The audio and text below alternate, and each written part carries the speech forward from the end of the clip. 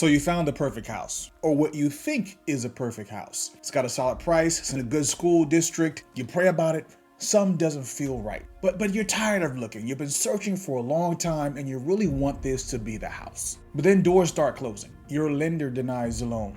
So you scramble, you find another lender who approves you at a higher interest rate. Then comes a house inspection and they uncover mold and a litany of other issues. And you brush it off and say, well, we'll fix it once we get into the house. But then comes the day of the closing, and that's when everything goes wrong. Your child gets mysteriously sick, making you late getting out of the house. Then your car won't start, and AAA is hours away. Uber takes forever to come, and you look at your phone and the verse of the day is wait on the Lord. Now we know that Satan can block blessings, but what do you do when God is clearly closing a door that you should not go through? Do you wait? Or do you force the issue? My name is Darian Claxton, and this is day 9 of 31 straight days of sharing nuggets from my new devotional, Bending Bows of Bronze, Subdue the Enemy Under Your Feet. And today we examine a case study from our ongoing Bible narrative that illustrates the danger of contacting the dead, which we talked about in yesterday's video. But I want to approach it from the lens of God's mercy in closing doors and providing every opportunity for us to avoid a path that will push us away from salvation. So by day 9, we're in 1 Samuel 28, where Saul is gripped with paralyzing fear. Not just because the intrepid Philistines are attacking again, but this time he's heard that David, who he views as his mortal enemy, has defected to the Philistines and will fight on their side against him. So normally when he's in a situation like this, he would consult Samuel, but he's dead.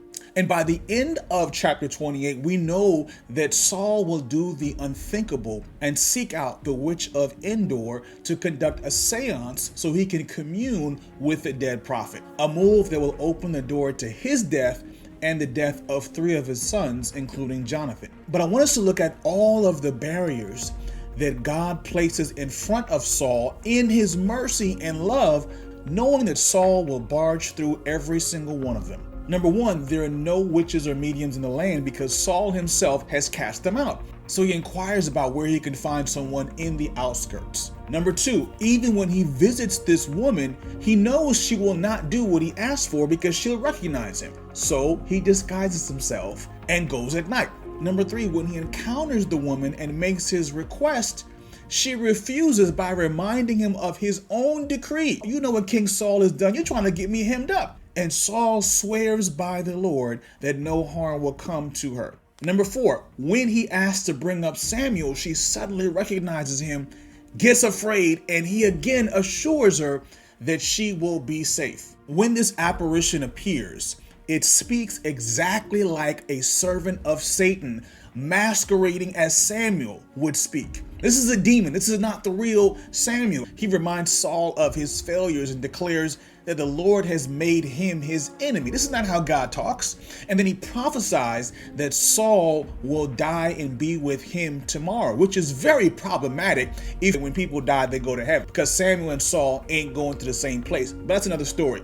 Matter of fact, in the book, we talk about how Satan is able to predict with accuracy the death of Saul. Listen, friends, we have to be discerning. When doors start closing, we have to pray and see, is this God allowing an obstacle to be placed in front of a door he wants us to go through with prayer and supplication? Or is it a door that he is shutting that Satan wants us to go through? If you've been tempted of late to force open a closed door, just comment below, waiting on God. Name the area and let's come into agreement in prayer that God will give you the wisdom and the courage to walk away.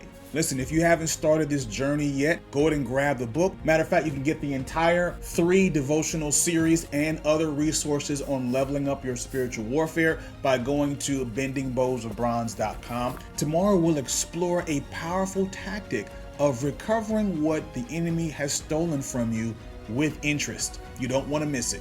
See you tomorrow.